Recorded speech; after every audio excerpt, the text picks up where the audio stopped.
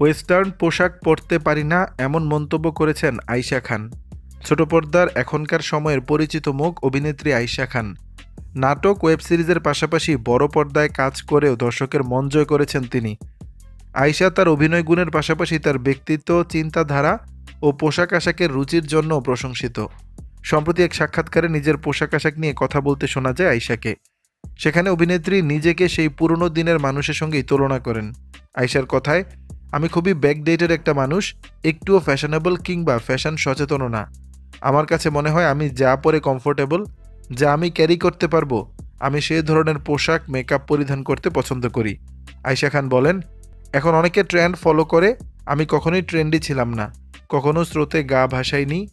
আমার শুধু মনে হতো আমার এ জামাটাতে ভালো লাগছে, আমি এটাই পরবো। ছোট থেকেই পোশাক সচেতন আয়েশা খান। পরিবার থেকেও তাকে কোনো চাপ সৃষ্টি করেছে এমনও না।